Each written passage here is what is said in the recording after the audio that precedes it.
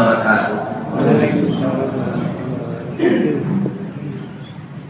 A'udzu billahi minasy syaithanir rajim. Bismillahirrahmanirrahim. Alhamdulillahi rabbil alamin.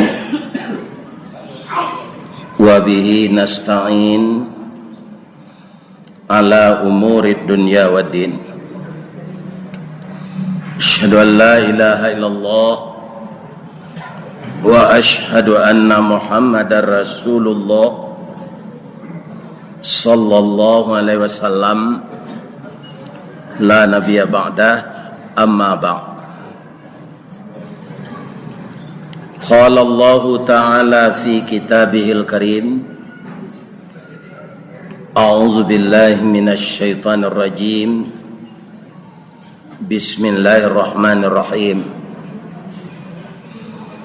Hal ataka hadithu Musa idh nada rabbuhu bil wadil muqaddasi tuwa idhhab ila fir'auna innahu tagha. Sadaqallahul azim. Segala puji yang setinggi-tingginya kita aturkan kehadirat Allah yang memiliki langit dan bumi dan segala isinya. Dengan kehendak Allah, seluruh makhluk di langit dan di bumi itu berzikir kepadanya sesuai dengan bahasanya sendiri, kecuali yang enggan berzikir. Dan Allah mengerti, maha mengerti dengan segala bahasa, karena seluruh makhluknya Dia yang menciptakan. Maka dengan bahasa apa saja kita berzikir untuk mengingatnya dan mendekatkan diri kepadanya, Allah akan tahu. Karena masih ada orang bertanya melalui WA, Pak Ustaz, boleh hendak mendoa coba awak? Kaum muslimin jawabannya boleh. Karena apa? Memang kita akan memohon kepada Allah itu selain dari istighfar, sesudah itu kita minta akhir hidup kita ini husnul khatimah, dan juga kita minta dicukupi rahmat Allah untuk kita. Dan di samping itu kita juga akan meminta kepada Allah dengan doa yang berbeda. Syaratnya yang pertama, fasta'iz billah, berdoa kepada Allah itu didahului dengan berlindung kepadanya, kemudian membaca namanya, kemudian memujinya, dan setelah itu bersalawat kepada nabinya. Itu saja yang kita baca dengan bahasa Arab itu.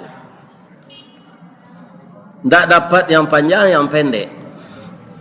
Alhamdulillahilladzi arsala rasulahu bil huda wa dinil haq. Kemudian kita baca Allahumma salli ala Muhammad wa ala ali Muhammad. Bacalah doa untuk mengingat Allah itu dengan bahasa apa yang kita mampu.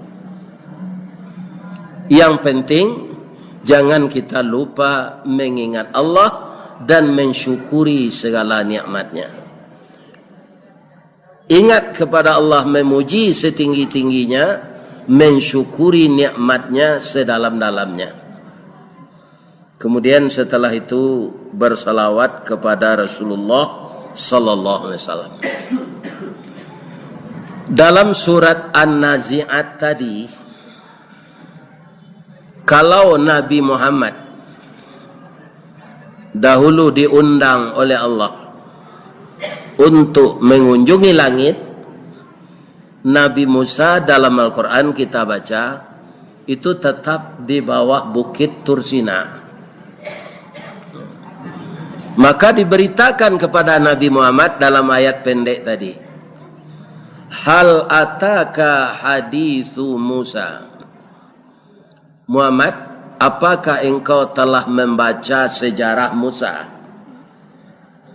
Jadi hidup ini jangan melupakan sejarah. Iznada rabbuhu bil wadil muqaddasi tuwa.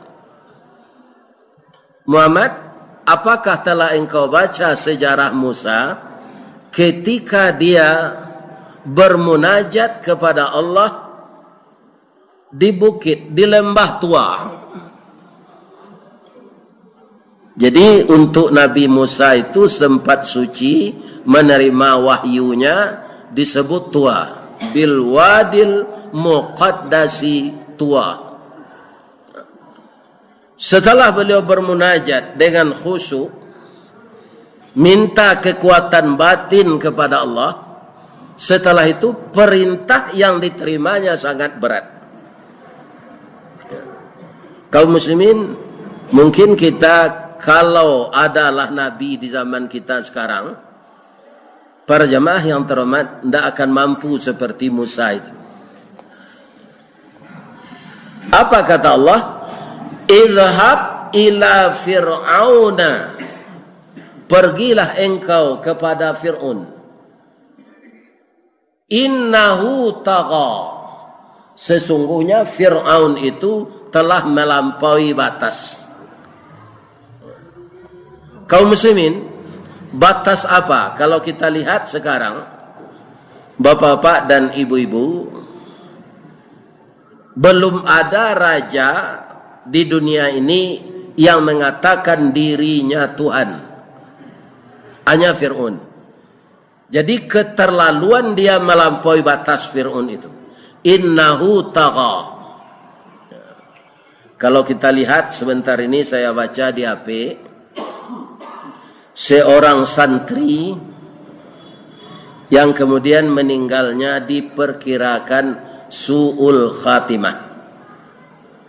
Namanya Ahmad Aidit. Suaranya bagus, membaca Al-Quran dia selalu juara. Tak taluk dia datuk. Begitu hebatnya Ahmad Aidit itu.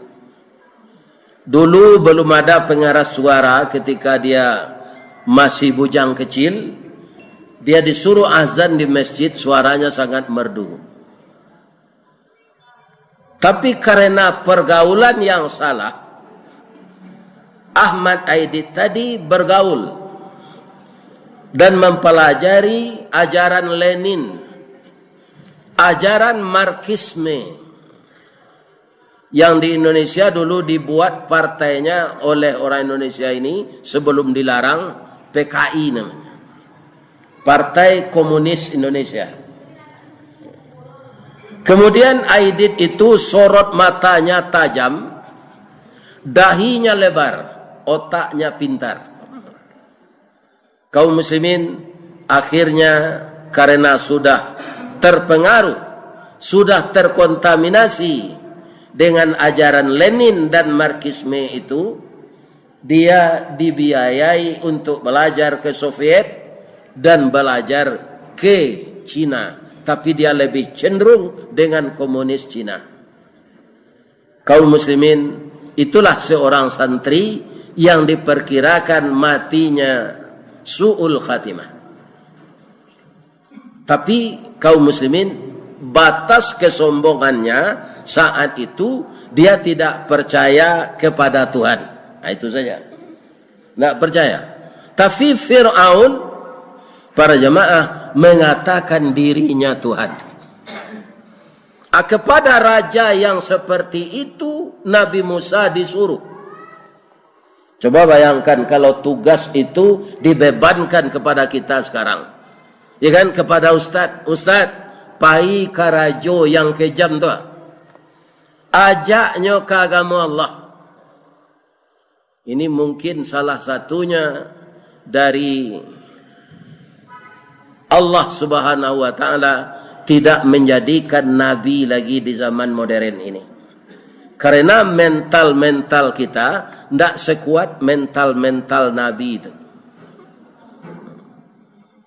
Para jemaah yang terhormat, bagaimana Fir'aun itu melampaui batas kalau puncaknya dia itu mengatakan dirinya Tuhan. Dan dia sudah dipertontonkan oleh Nabi Musa beberapa mukjizat sebelumnya agar Fir'aun ini percaya kepada Nabi Musa. Pertama, mukjizat yang dipertontonkan itu, begitu beliau memasukkan tangannya ke dalam saku, kemudian dikeluarkan, tangan itu bercahaya. Mata manusia tidak sanggup melihat, pedih. Tapi Fir'aun tidak percaya. Kemudian tongkatnya bisa menjadi ular. Dikatakan sihir oleh Fir'aun. Para jemaah, maka diundanglah oleh Fir'aun tukang-tukang sihirnya lebih dari 118 orang. Setelah bertemu dengan Nabi Musa, apa kata tukang sihir ini? Engkau yang akan memulai permainan ini atau saya atau kami? Kecik Nabi Musa, karena amboko tamu diundang, mengkosi pangkalah dulu. Mencabik sirih mendayung pinang. Sambah diangkek permulaan kato sirih secabik permulaan baso. Maka si pangkalah nan memulai. Dilapihkanlah dek tukang sihir tadi tali-tali. Sehingga tali itu berubah menjadi ular. Ini bukan cerita magek menandin, Pak. Ceritanya di dalam Al-Quran. Apa kata Allah? Itu permainan mata itu Musa. Permainan sihir.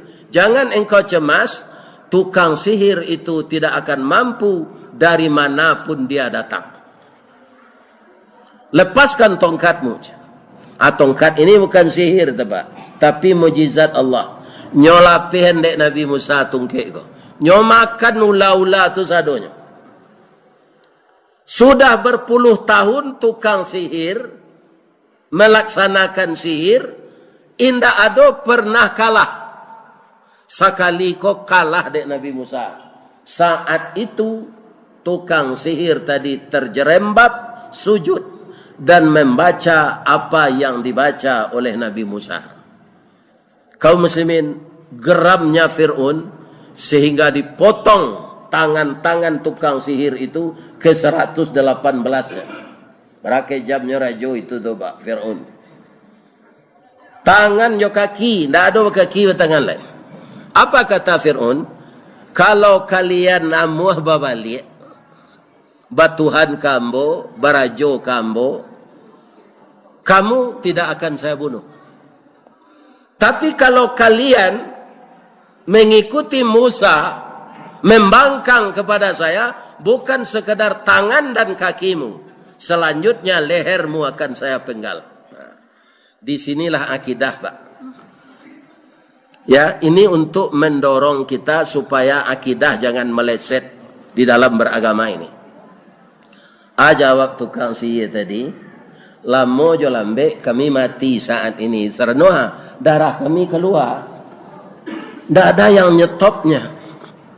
Tapi mati kami sudah bertuhan kepada Tuhan Musa. Bukan mempersekutukan Tuhan seperti kamu lagi Fir'aun. Kini mati, esok ke mati. Kamilah Tuhan ke Tuhan Musa. Pertanyaan saya, Allah orang tadi salat? Alun, Pak. Allah orang tadi puasa? Alun. Allah nyoba zakat? Alun, Pak. Para jemaah dipancung oleh Fir'aun. 118 orang itu kepalanya meninggal. Tapi dia masuk surga. Kenapa? Akidah. Ya kan? Ndak takutnya di muka raja tu, di Pancuang. Dia awak kebanyakan gini, Pak Jaleka di Pancuang, disuuk saya. Ya dia kira nang ketujuh tu, apa tu kaki dah? Itu mungkin sesudah Nabi Muhammad, ndak ada Nabi lain. Karena awak kini ko murah bertukar pendirian. Apa? Kalau anjing penyala, siasan datang ke tempat rumah tuannya tu, nyo salak. Ya kan? Salaknya tu salak berang. Datang orang Maliang. Tapi orang Maliang ko membawa godok. Ya kan? Nah, nyo sia na membawa. Kalau lah dapat godok dari sia, itu nyo ndak memandang tuannya, ndak memandang orang Maliang. Kalau dahulu orang Maliang magi godok, anjing tadi ndak ketuannya menggeleng niku le. Tapi kau orang nama dia tadi. Akhir-akhir lai rancak contohnya orang nama mempemainkan akidah. Sama juga. Ini bapak-bapak ibu-ibu yang kan? Jadi ikulah nengka kita jago. Kita saling mendoakan, Pak. Ya kan? Nah lebih bawayo tu kami ustaz go, Pak, kalau berubah pendirian. Ya kan? Di orang kini, Pak, magia orang nang kayo tu 5 miliar mudah jadinya magianya. Kalau awak sangat dikagumi de orang banyak dalam pengajian Islam go. Ada pe dinyo nyumbut. Ya kan? Barang miliar saja nyo keluhan. Asa kita bapak-bapak meninggalkan untuk bertauhid kepada Allah. Jadi kaum muslimin jangan merasa gentar, jangan merasa takut kalau orang yang berkuasa akan membunuh akidah kita itu dan diri kita dilenyapkannya, dipisahkannya roh dengan badan. Bacalah sejarah-sejarah dalam Quran itu. Ya kan? Dia belum pernah melakukan ibadah tukang-tukang sihir di zaman Fir'aun itu. Tapi dia dimasukkan oleh Allah ke dalam surga Jannatul Naim. Itu yang diwahyukan oleh Allah kepada Nabi Muhammad. Atau mengko Nabi Muhammad tu Pak, kata orang kini kan bulan Rabiul Awal. Jadi bulan kita membaca sejarah Nabi. Bukan mau ulang tahunan layan Nabi. Kita baca sejarah Nabi balik. Ya kan? Sebab ulang tahun Nabi itu tidak ada disuruhnya. Kaum muslimin, apa kata orang Quraisy? Karena Nabi sudah dilatih dengan Al-Quran ini. Cerita-cerita Nabi lalu itu. Apa kata orang Quraisy? Muhammad, kalau baranti engkau mendakwahkan Islam kau. Kalau engkau ingin padusi rancak baratruk. Kami bawan. Kalau engkau ingin kayo, kami orang kayo-kayo di Makkah ko, mengumpuan nameh kami sadonya. Kami agian ke engkau. Kalau engkau ingin jadi rajo, hari kini ko tanpa membuat baliho, tanpa pencitraan, indak membali partai. Nya kini ke jadi rajo, kan dibali partai kai. Ya kan? Tanpa itu engkau akan kami angkat langsung jadi raja, kata orang Quraisy.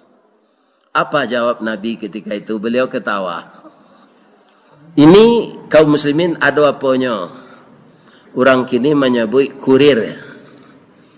Dia bukan kepada Nabi langsung, kau orang nandake jo Nabi, ana maunya tu.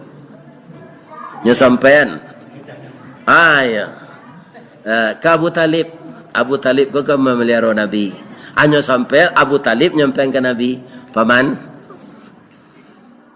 Paman sayang kepada saya. Saya tahu paman membela saya dari orang Quraisy.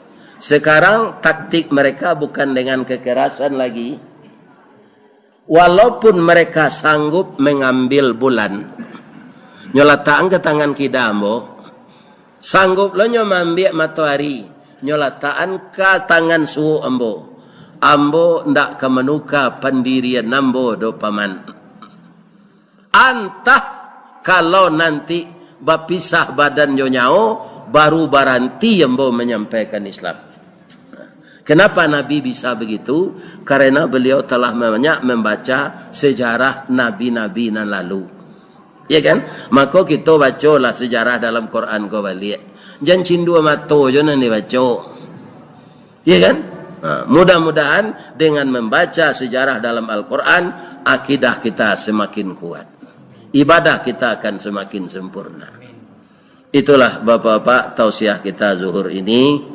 Semoga bermanfaat. Kalau ada yang salah, kita minta ampun kepada Allah. Subhanaka Allahumma Rabbana wa bihamdika asyhadu an la ilaha illa anta astaghfiruka wa atubu ilaik.